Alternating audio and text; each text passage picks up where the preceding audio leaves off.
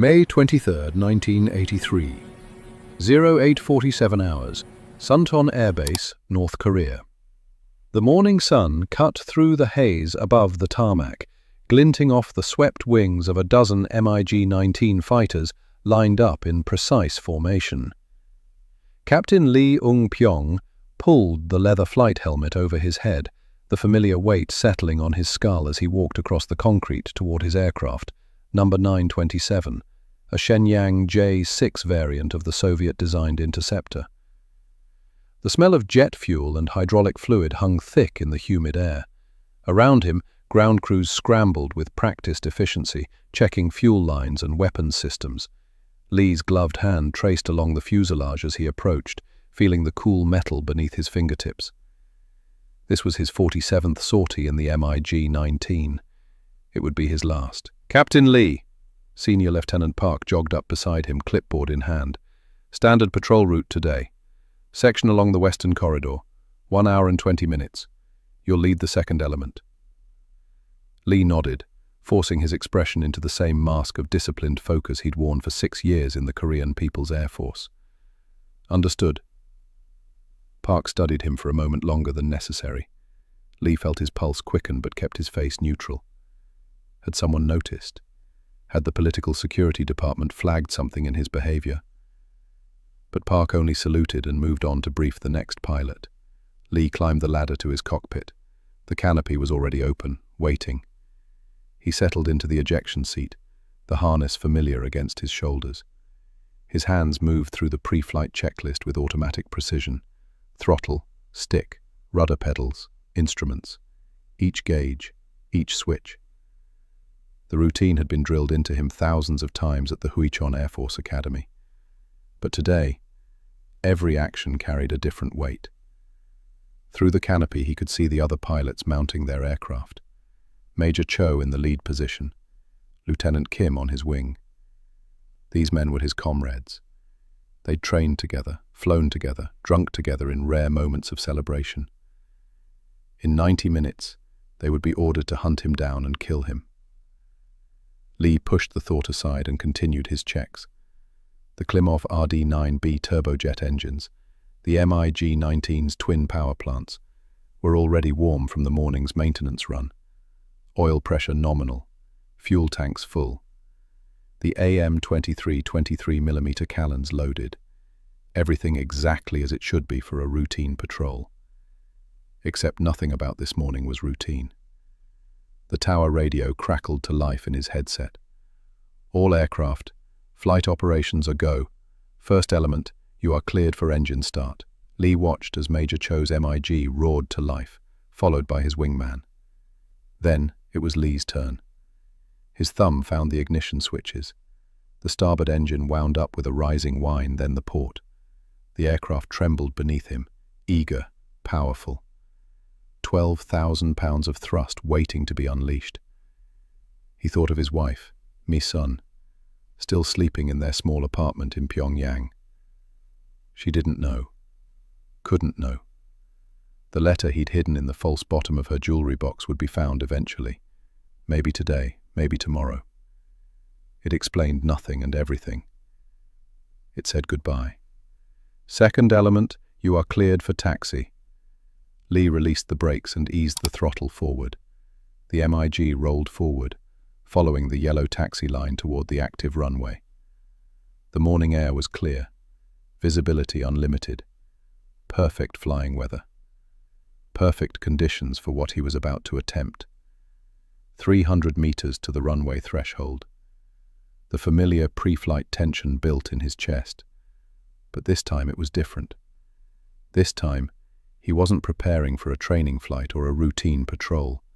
He was preparing to cross the most heavily defended border in the world, to fly through a gauntlet of radar systems, surface-to-air missiles, and anti-aircraft artillery. He was preparing to be free. "Second element, you are cleared for takeoff." Lee advanced the throttles to full military power. The MiG-19 accelerated down the runway, faster, faster, the nose lifting as airspeed built. At 280 kilometers per hour, he pulled back on the stick. The fighter leaped into the air. and North Korea fell away beneath him. For the last time. The decision hadn't come in a single moment. It had accumulated over years, like ice forming layer by layer on a winter lake, until the weight of it could no longer be ignored.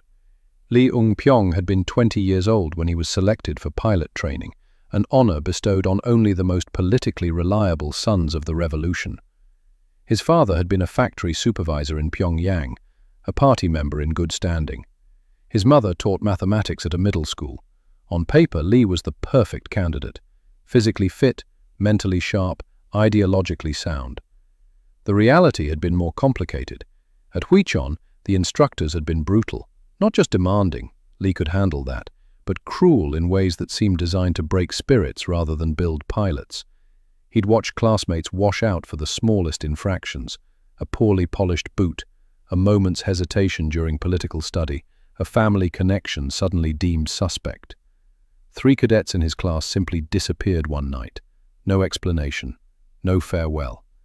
The next morning at formation, their names were never mentioned again, as if they had never existed. But Lee had survived. He'd learned to keep his head down, his mouth shut, his loyalty visible and unquestioned. He'd memorized the great leader's speeches. He'd denounced classmates when required. He'd done what was necessary to earn his wings.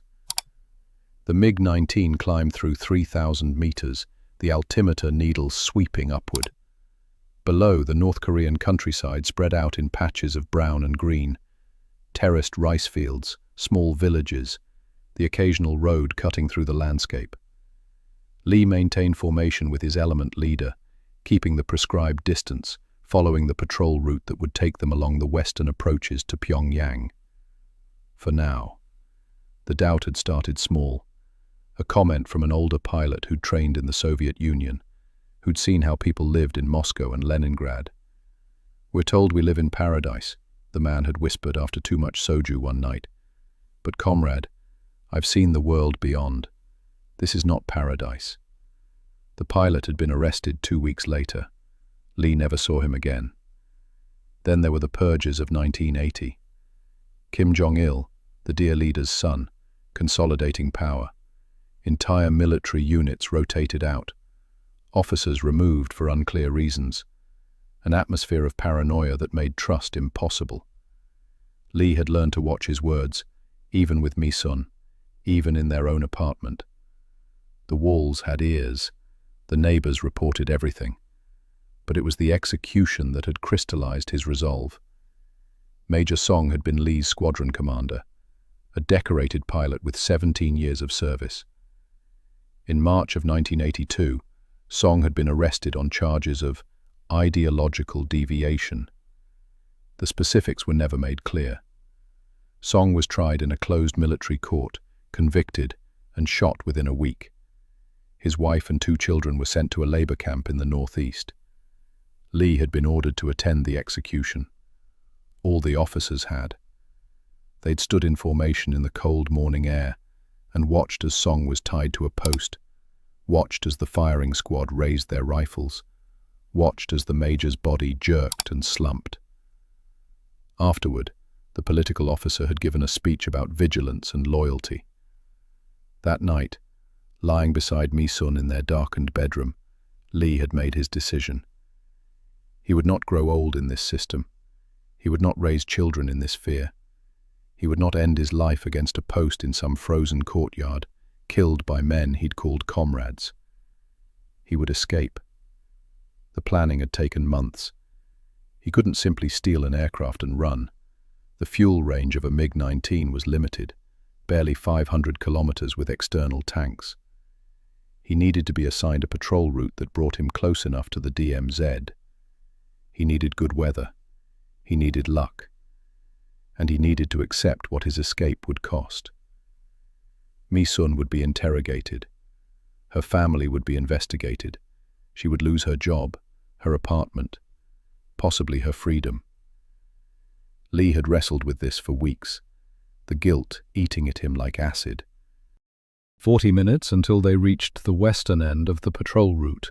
40 minutes until Lee would bank his aircraft south, push the throttles to full afterburner, and dive toward the DMZ at maximum speed.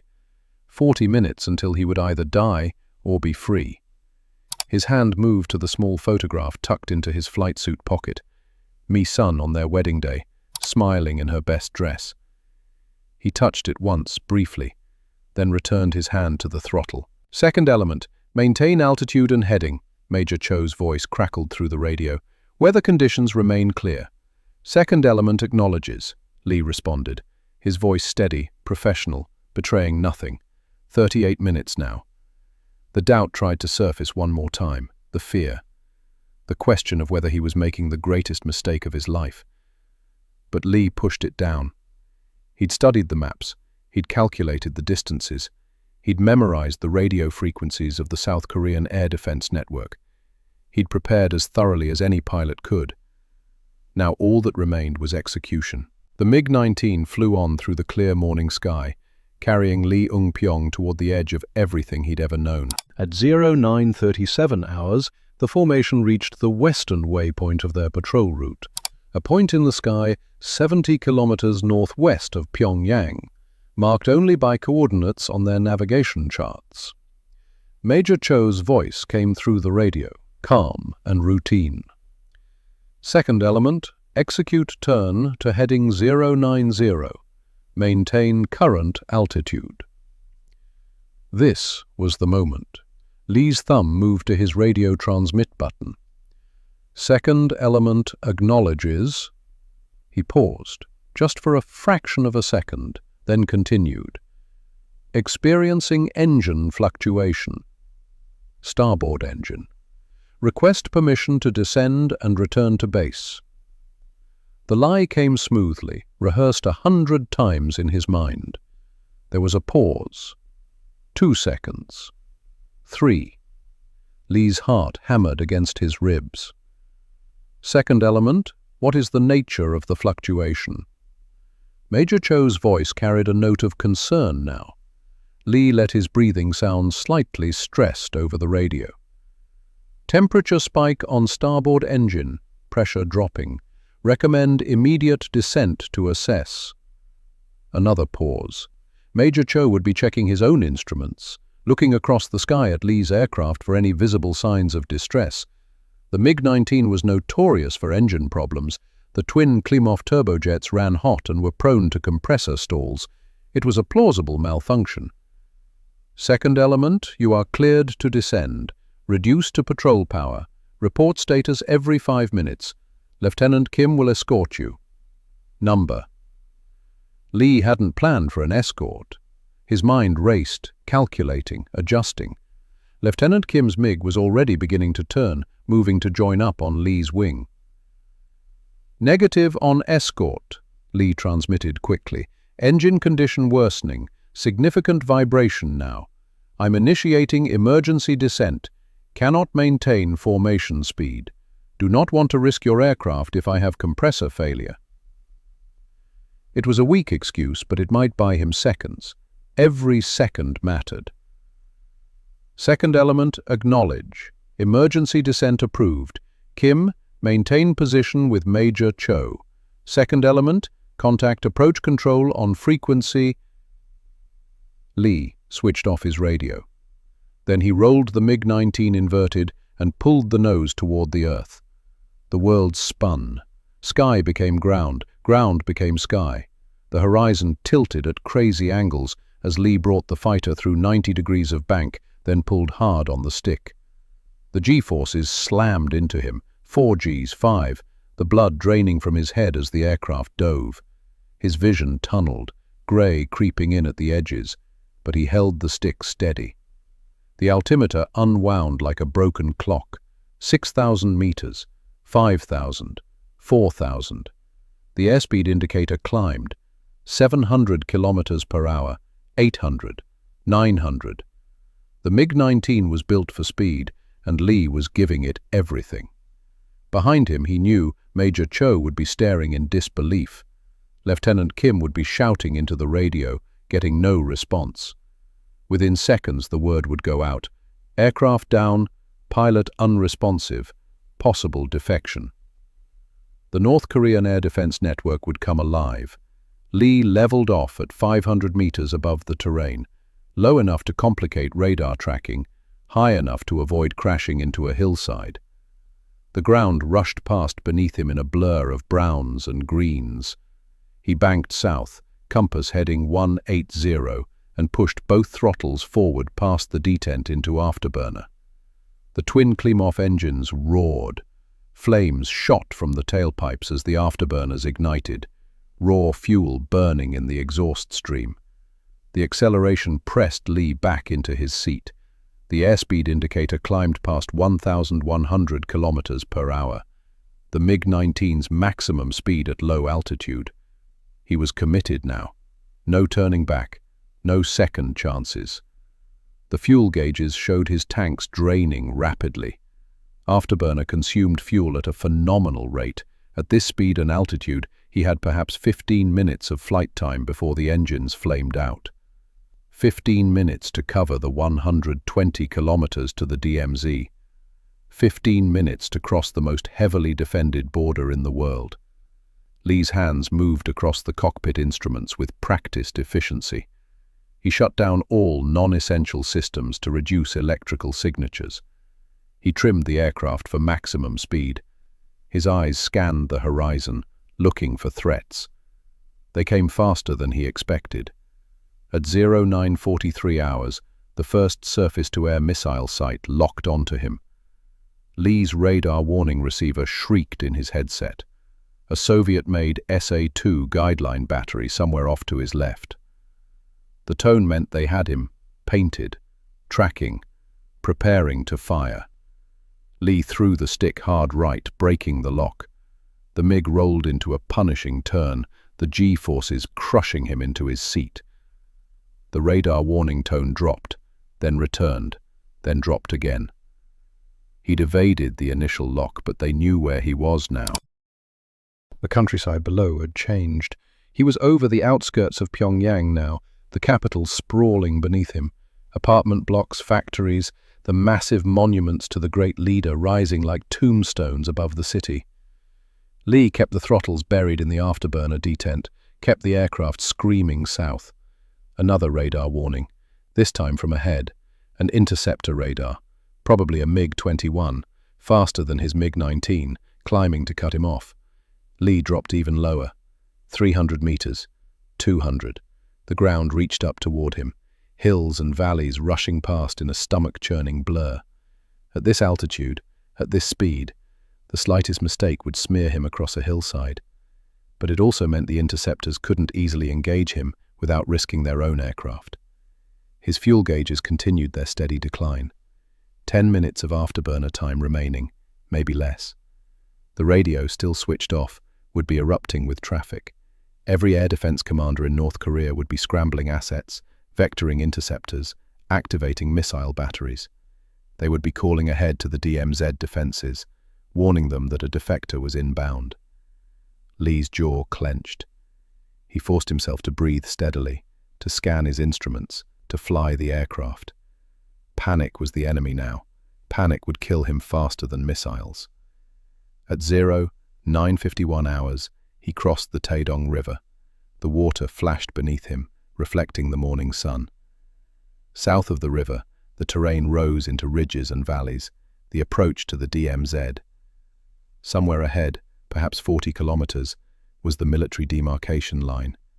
The border, freedom, or death. Another radar warning, this time from directly behind. Lee glanced at his mirrors but could see nothing except empty sky. The interceptor was there, though, closing, probably vectored in by ground controllers. Lee knew the doctrine. They would try to force him down first, try to make him land before crossing the border. Only if that failed would they shoot. But the closer he got to the DMZ, the more desperate they would become. Lee checked his fuel again. 8 minutes. The ground ahead was rising, the terrain becoming more rugged. The mountains that marked the approaches to the DMZ. Almost there. Almost. His gloved hand gripped the stick tighter. His breathing came faster despite his efforts to control it. Everything he'd planned for, everything he'd risked, came down to these next minutes. The MiG-19 howled south through the morning air, engines screaming, fuel burning, carrying Lee Ung-pyong toward the most dangerous 5 kilometers on Earth. The mountains rose ahead like the spine of a sleeping dragon, the Gwangju Range, the last natural barrier before the DMZ. Lee pulled back slightly on the stick, climbing to clear the ridgeline. His altitude touched 400 meters, then 500. The radar warning receiver screamed again. Multiple contacts now. They were throwing everything at him. At 09:54 hours, the first missile launched. Lee saw the smoke trail before the warning tone changed pitch, a white streak rising from a valley to his left, accelerating impossibly fast. SA-2, big, radar-guided, built to destroy bombers at high altitude. Less effective down here in the weeds, but still deadly. He broke hard left, directly toward the missile. Every instinct screamed to turn away, to run, but he'd been trained better than that. You turned into the threat, denied it the lead angle it needed. The G-forces crushed him. 6, 7 Gs. His vision grayed. The pressure suit inflated around his legs and abdomen, forcing blood back toward his brain. The missile adjusted, tracking, its guidance system fighting to maintain lock. Lee waited, counting seconds, watching the white streak grow larger in his canopy. Then at the last possible moment, he rolled inverted and pulled down toward the ground. The SA-2 flashed past his canopy, missing by less than 50 meters. Lee felt the shockwave buffet his aircraft. Then the missile's proximity fuse detonated behind him, a thunderclap of expanding shrapnel that lit up his rear warning systems. He rolled back upright, leveled at 300 meters, and kept flying south. His hands trembled on the stick, adrenaline flooding his system. Behind him, black smoke marked where the missile had exploded, 6 minutes of fuel remaining. The ridgeline passed beneath him. Lee crested the mountains, and the terrain beyond opened up. And there, stretching across the landscape like a scar, was the DMZ. Even from the air, even at 1,100 kilometers per hour, it was unmistakable. A cleared strip of earth, 4 kilometers wide, running from coast to coast across the entire Korean peninsula. On the northern side, guard towers stood at regular intervals, connected by fences and minefields, tank traps, artillery positions, bunkers, the most militarized border on Earth. 2 million men facing each other across a strip of land that no one had crossed in peace for 30 years. Lee was going to cross it at supersonic speed. His radar warning receiver had become a constant shriek now, so many threats painting him that individual tones blended into white noise. He scanned the sky, looking for interceptors. There, high and to the east, 2 contrails, MiG-21s, diving toward him. They'd be supersonic by now, closing at over 2,000 kilometers per hour combined speed. But they were too far away. Lee had timed this perfectly. By the time they reached his altitude, he'd be across the border. They'd have to break off or risk violating South Korean airspace. Unless they'd been ordered to shoot regardless. Lee pushed the thought away and focused on the DMZ rushing toward him. The border defenses would be the real test. The North Koreans would have alerted every anti-aircraft battery, every soldier with a rifle. They'd be shooting at anything that moved. At 09:56 hours, Lee crossed into the DMZ. Tracer fire erupted from the guard towers below, orange streaks reaching up toward him like grasping fingers.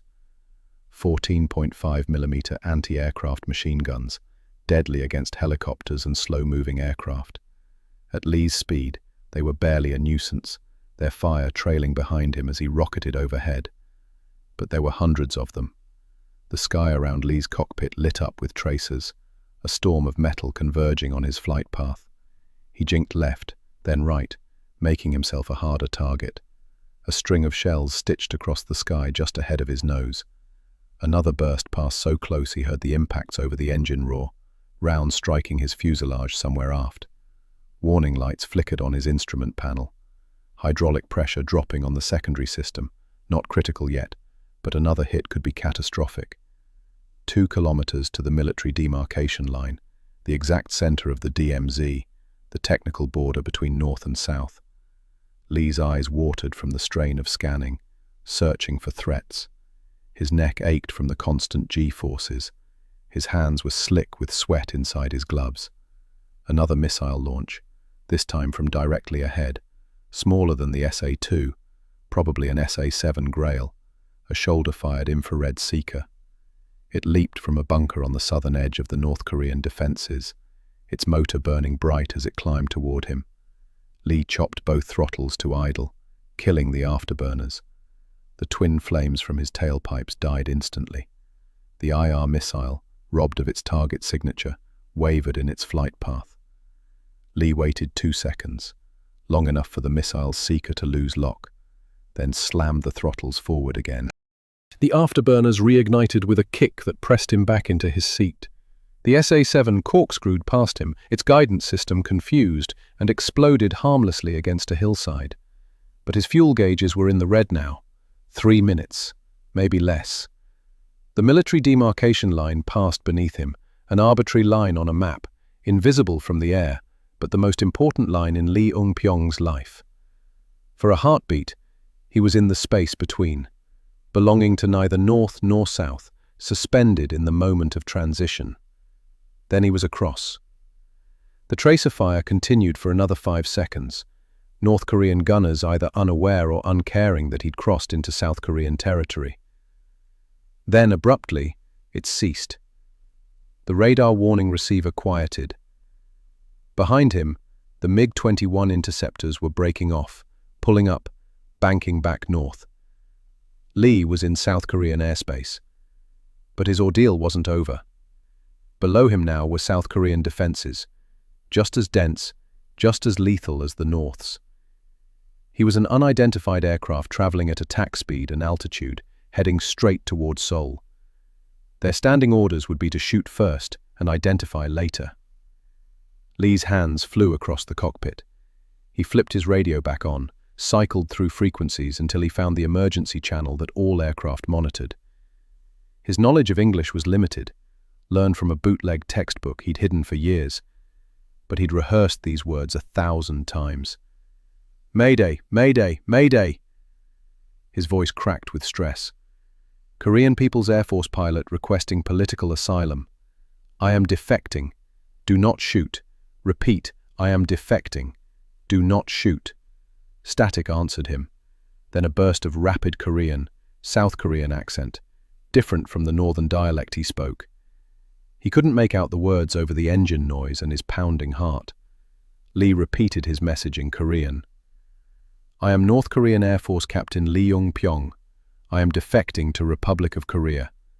Request emergency landing instructions. Please do not shoot. Please." His fuel gauges showed 2 minutes of flying time. Probably less. He had to find an airfield fast. Below him, the South Korean countryside spread out in the morning light, so similar to the north and yet somehow different. The fields more prosperous looking, the roads better maintained, the villages larger. Or perhaps it was just hope, coloring his perception. The radio crackled again, this time in clearer Korean, speaking slowly. "Unidentified aircraft. This is Osan Air Base approach control. We have fighters scrambling to intercept. Reduce speed immediately. Waggle your wings to confirm peaceful intentions." Lee pulled both throttles to idle. The afterburners died. The MiG-19 began to decelerate. He rocked the stick left and right, the universal signal of surrender. "Osan approach, I am running on fumes. Request immediate landing clearance. I have perhaps 90 seconds of fuel." A different voice now, tighter, more authoritative. "Defecting aircraft, you are cleared to land Suwon Air Base, heading 230, distance 30 kilometers. Emergency equipment is standing by. You have 2 F-4 Phantoms moving to escort position. Do not deviate from assigned heading. 30 kilometers. Lee did the math in his head. At his current speed, maybe 4 minutes. His fuel would be gone before then. He had no choice. Lee nosed the MiG-19 over into a shallow descent, trading altitude for distance, stretching every drop of remaining fuel. The engines continued their reassuring whine. But for how long? Ahead, contrails appeared. 2 aircraft, larger than his MiG, closing fast. The F-4 Phantoms, American-designed fighters bristling with missiles. Their pilots would have their fingers on the trigger, ready to splash him at the first wrong move. Lee kept his wings level, his course steady, his hands gentle on the controls. He was so close now, so incredibly close. At 09:59 hours, the starboard engine coughed. The RPM dropped, then recovered, then dropped again. Lee's fuel had run out. The starboard engine flamed out with a shudder that rattled through the entire airframe. The RPM gauge plummeted to 0. Lee's right hand moved instantly to the restart sequence. Boost pump on, throttle back, attempt relight. But he knew it was futile. There was no fuel left to burn. The MiG-19 yawed hard to the right as the asymmetric thrust from the port engine tried to spin the aircraft. Lee stomped on the left rudder pedal, compensating, fighting to keep the nose pointed toward Suwon. His altitude was bleeding away. 2,000 meters, 1,800. The single remaining engine howled at maximum power, but it wasn't enough to maintain level flight. Suwon approach, I've lost starboard engine. Port engine will flame out in seconds. Where is the runway? The controller's voice remained calm, professional. Defecting aircraft, runway is 12 kilometers ahead, heading 230. You have the field in sight at your 12 o'clock, smoke marker deployed. Lee strained to see through the canopy. There, a thin column of white smoke rising from the ground ahead. The airfield, so close, but 12 kilometers might as well be 100. The F-4 Phantoms had caught up now, one on each wing. Lee could see the pilots clearly in their cockpits, visors down, heads turned toward him.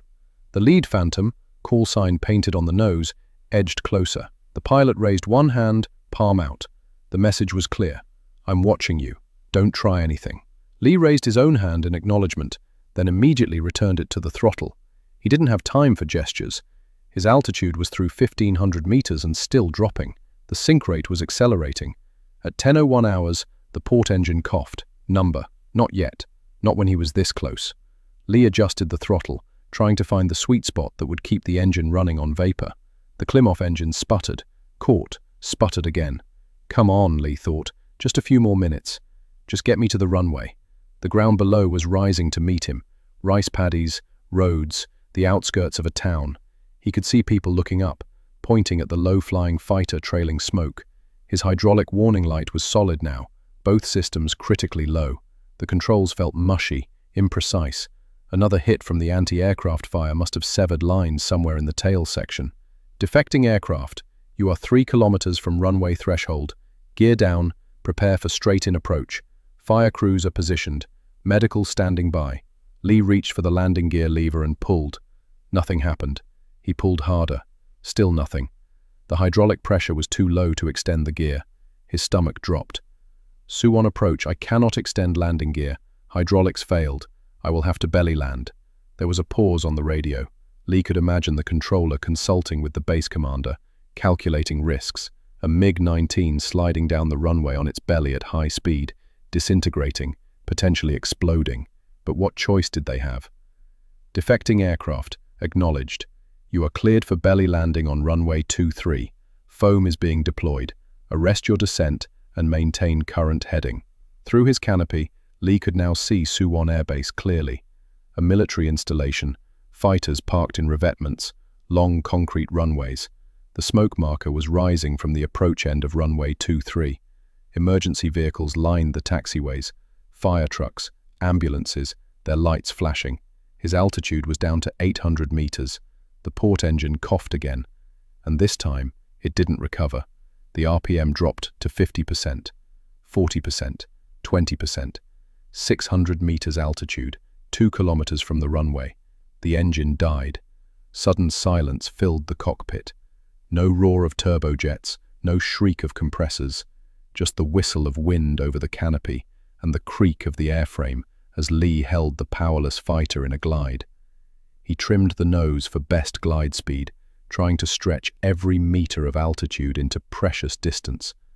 The two F-4 Phantoms peeled off, climbing away to give him space. Lee was alone now, riding a 10-ton glider toward a runway he might not reach.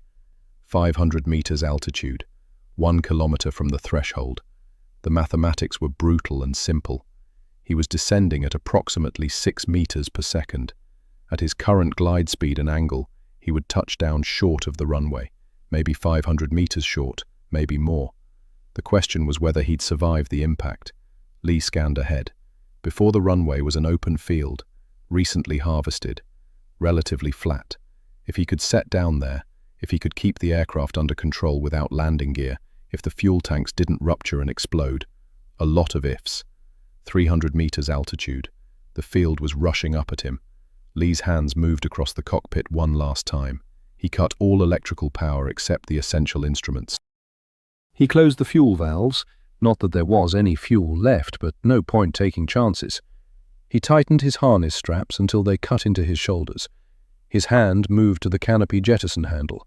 Number. Not yet. If he jettisoned the canopy now, the sudden drag might stall the aircraft. He'd ride it down inside the cockpit and hope the structure held. 100 meters. The harvested field filled his windscreen. He could see individual furrows in the soil, see clumps of straw, see a farmer diving for cover as the wounded MiG-19 screamed toward him at 300 kilometers per hour. 50 meters. Lee pulled back on the stick, flaring, bleeding off speed. The nose rose. The tail dropped. His sink rate decreased but didn't stop. 20 meters. 10. The MiG-19 hit the ground tail first. The impact was catastrophic. The rear fuselage crumpled like paper. The tail broke away. Lee's helmet slammed against the canopy frame despite the harness. His vision exploded into stars. The fighter bounced, became briefly airborne again, then crashed back down on its belly. Metal screamed. The nose plowed into the dirt, throwing up a wave of soil. The aircraft slewed sideways, spinning. Lee's body was thrown against the straps, then sideways, then forward.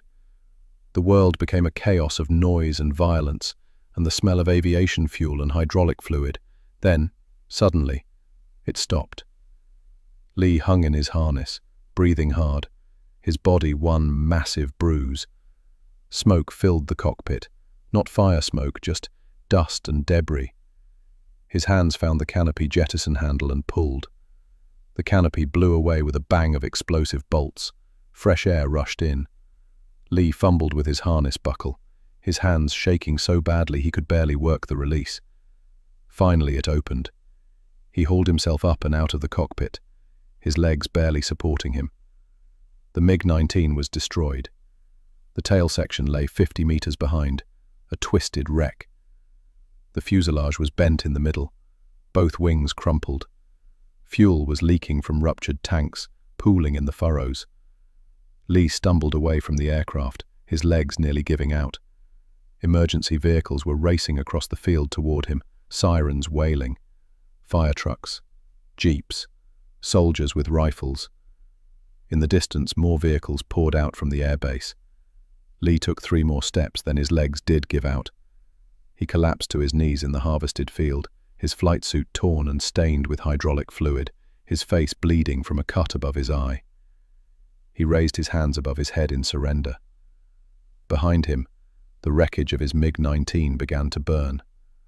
A small fire at first, fed by leaking fuel, then larger. Black smoke rose into the morning sky, visible for kilometers. A marker, a beacon, a funeral pyre for his old life. The first jeep skidded to a stop 10 meters away. South Korean soldiers jumped out, rifles raised. An officer shouted in Korean, "Don't move! Keep your hands visible." Lee remained on his knees, hands up, breathing hard.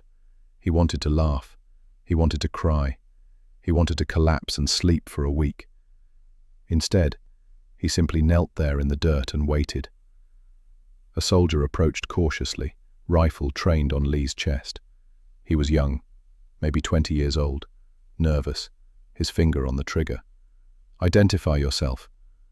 Lee's voice was hoarse, barely above a whisper. "Captain Lee Ung-pyong, Korean People's Air Force. I request political asylum in the Republic of Korea." The words he'd rehearsed 1,000 times. The words that marked the end of one life and the beginning of another. More vehicles arrived. More soldiers. An officer with a radio was speaking rapidly, reporting the situation. Firefighting foam was being sprayed on the burning MiG. Medical personnel rushed forward with a stretcher. Lee remained on his knees, hands raised, until two soldiers grabbed his arms and hauled him to his feet. They patted him down roughly, searching for weapons, finding only his service pistol, which he'd forgotten was even there. They took it. They took his survival knife. They zip-tied his hands behind his back. But they didn't shoot him. They didn't beat him. They loaded him onto a stretcher and carried him toward an ambulance. As they lifted him inside, Lee turned his head for one last look at the burning MiG-19, the aircraft that had carried him to freedom, the aircraft that, in its destruction, had given him a new life. The ambulance doors closed, and Lee Ung-pyong disappeared into the machinery of intelligence, debriefing, and defection. His escape was complete. The interrogation room at Suwon Air Base was small, windowless, and lit by harsh, fluorescent lights that made Lee's head throb. He sat in a metal chair, still wearing his torn flight suit, the zip ties replaced by handcuffs. A medic had cleaned and bandaged the cut above his eye, checked him for broken bones, miraculously he had none, and given him water. But no food, not yet. Across the table sat two men. The first was a South Korean Air Force colonel, his uniform crisp, his expression neutral. The second was younger, civilian clothes, American features. CIA, Lee guessed. They'd been asking questions for 3 hours. "Tell us again about the patrol route," the colonel said in Korean. His accent was Seoul-based, educated. "What were your orders this morning?" Lee had already answered this question twice.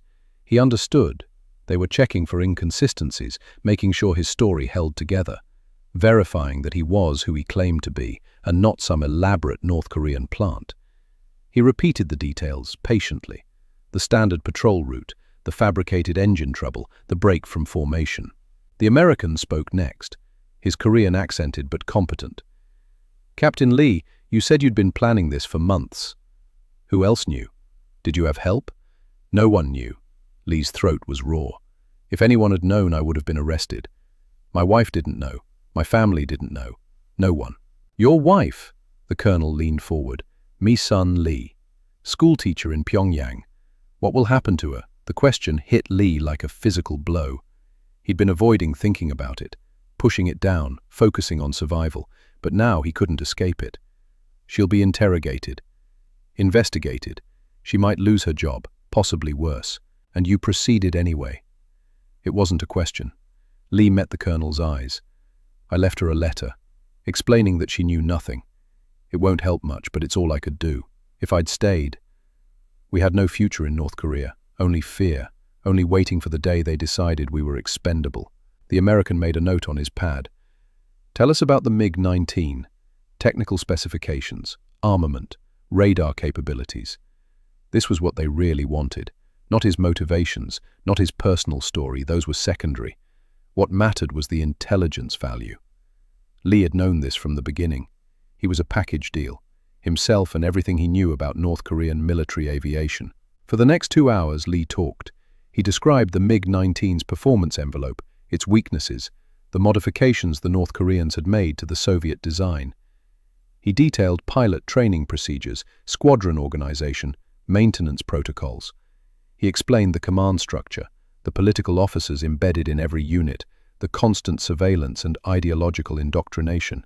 The two men took notes, asked follow-up questions, cross-referenced his answers with information they already possessed. Lee could see them beginning to relax. His technical knowledge was genuine, detailed, consistent with other intelligence. He was the real thing.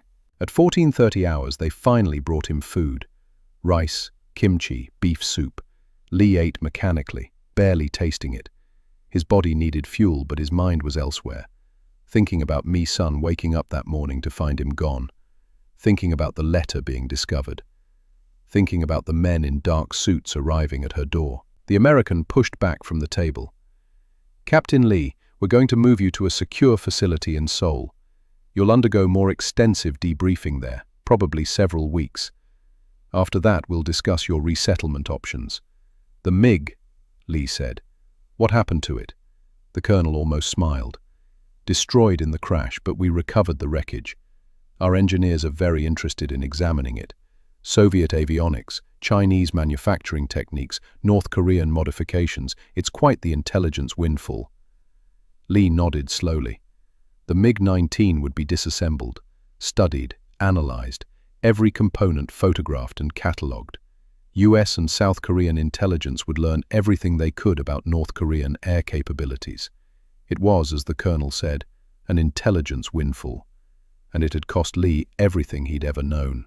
3 weeks later, the safe house in Seoul was comfortable, a small apartment in a nondescript building, guarded discreetly by security personnel Lee rarely saw. He'd been debriefed for 8 to 10 hours every day, answering questions, reviewing photographs, identifying aircraft and pilots. The CIA and South Korean intelligence had squeezed him dry of every drop of useful information. Now, finally, they were finished with him. Lee stood at the window looking out at the Seoul skyline. The city was massive, modern, nothing like Pyongyang. Cars filled the streets, neon signs advertised products he'd never heard of. People walked freely, talking, laughing, living lives unburdened by the constant surveillance and fear he'd grown up with. It should have felt like victory. Instead, it felt like grief. The news had come through intelligence channels 3 days after his defection. Mi-sun had been arrested, not sent to a labor camp, the letter had helped that much, but fired from her teaching position, relocated to a rural area, placed under surveillance. His parents had been questioned extensively. His father had been demoted at the factory. The entire family now carried the stain of his betrayal. Lee had asked if there was any way to get Mi-sun out. The answer had been gentle but firm. No. The border was impenetrable. She was beyond his reach. Behind him, the door opened. The American case officer, his name was Carter, entered carrying a folder. "Captain Lee, I have some news." Lee turned from the window. "What news?" "The Pentagon has completed its analysis of the MiG-19 wreckage. They're calling it one of the most significant intelligence coups of the decade. Chinese avionics we've never seen before. North Korean modifications to the engine cooling system. Detailed information about their electronic warfare capabilities." Carter set the folder on the table. "You've done good work. I didn't do it for the intelligence value." "I know." Carter's expression softened. "But it matters nonetheless. What you've provided will help us understand North Korean air capabilities for years to come. It might save lives in a future conflict." Lee said nothing. The geopolitical implications felt distant, abstract. What felt real was the knowledge that Mi-sun was suffering because of his choice. Carter opened the folder. "We need to discuss your future. The South Korean government is prepared to grant you citizenship. You'll receive a new identity, financial support, help finding employment. You have valuable skills. We've discussed placing you as an aviation consultant, possibly with Korean Air." "I want to tell my story," Lee said suddenly. Carter looked surprised. "Your story? To the press? To the world? I want people to know what life is really like in North Korea. The fear, the surveillance, the executions, the propaganda and lies." Lee's hands clenched into fists. "If I can't save Mi-sun, at least I can make sure people understand why I left, why anyone would risk everything to escape." Carter was quiet for a long moment. "That's not typically how we handle defectors. Publicity creates risks. North Korean assassins for one thing, public attention for another." "I'm not asking permission," Lee said quietly. "I'm telling you what I'm going to do." Another pause. Then Carter nodded slowly. "All right, I'll arrange a press conference. But Lee, once you go public, there's no going back. You'll be famous, recognizable. Your life will never be private again." "My life was never private in North Korea either," Lee replied. "At least here, I can choose what to share." May 30th, 1983. Press conference, Seoul. The flash of cameras was blinding. Lee sat at a table before 50 journalists, South Korean and international. His hands were folded in front of him, steady now despite everything. He wore civilian clothes, a suit provided by his handlers, but felt naked without his uniform. A reporter from the Associated Press asked the first question. "Captain Lee, what made you decide to defect?" Lee looked directly at the camera, knowing that somewhere, impossibly far away, people in North Korea might somehow hear his words, that Mi-sun might somehow know. "I defected because I wanted to live in truth," he said. "In North Korea, we are told we live in paradise. We are told the great leader provides everything. We are told we are the envy of the world." He paused. "These are lies. Beautiful lies that imprison an entire nation." He spoke for 40 minutes. He described the executions, the fear, the poverty hidden behind propaganda. He described Major Song tied to a post. He described the 3 cadets who disappeared. He described a system built on terror and maintained through violence. And he spoke about Mi-sun, about the woman he loved and had left behind, about the guilt that would haunt him for the rest of his life. When he finished, the room was silent.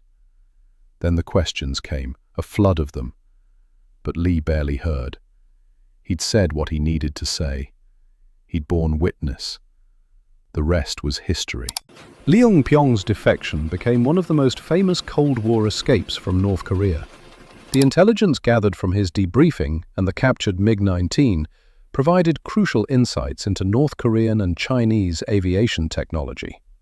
The wreckage of aircraft number 927 was studied extensively by U.S. engineers, revealing modifications and capabilities previously unknown to Western intelligence. Lee remained in South Korea, where he became a vocal advocate for North Korean defectors and human rights. He worked as an aviation consultant and gave regular interviews about life in the North. His story inspired other would-be defectors and embarrassed the Pyongyang regime on the international stage. He never saw Mi-sun again. Intelligence reports indicated she survived the initial investigations and was eventually allowed to return to Pyongyang, though she never taught again. Lee kept her photograph, the one from their wedding day, on his desk for the rest of his life. In 1997, 14 years after his defection, Lee received word through informal channels that Mi-sun had died of illness. He was 62 years old. He attended a memorial service at a church in Seoul, surrounded by other defectors who understood the peculiar grief of freedom purchased at the cost of everything loved. Asked once by a journalist if he regretted his decision, Lee was quiet for a long time. "I regret the price," he finally said. "I regret what my choice cost the people I loved, but regret staying. Number. Because staying would have meant living a lie until the day I died, and I decided that truth, even painful truth, was worth more than comfortable lies." The MiG-19 that carried him to freedom is long gone, its remains scattered across classified research facilities. But the story of its final flight endures, a testament to one man's desperate gamble for freedom, and a reminder of the courage required to escape tyranny. Captain Lee Yong-pyong died in Seoul in 2008 at the age of 73. He was buried with full military honors by the Republic of Korea Air Force. His wife's photograph was buried with him.